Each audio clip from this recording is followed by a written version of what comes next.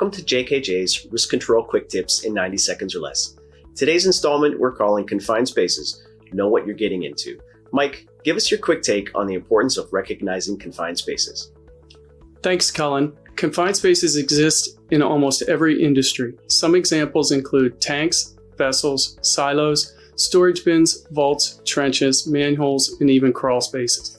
Confined spaces have three characteristics. The space is large enough for a person to enter fully and perform work.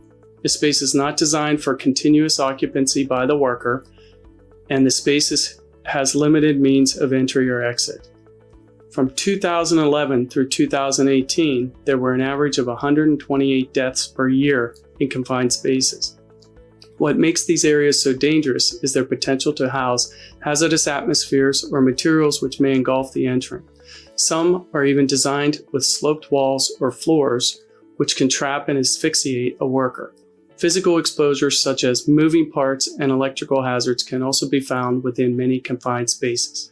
If any of the hazards mentioned exist with the confined space, OSHA requires a permit for entry. The permit details a variety of safety protocol that need to be followed before the space is entered. JKJ strongly recommends subcontracting the work that needs to take place in a permit-required confined space. If your employees must enter a confined space containing hazards, it is important that you consult with JKJ to understand the permit requirements prior to any entry taking place. Even if employees are prohibited from confined space entry, the following should be accomplished. A. Identify confined spaces at your workplace.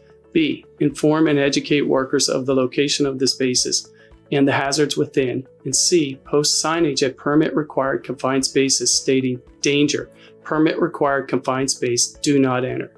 The outcome of confined space entry is usually no injury or fatality.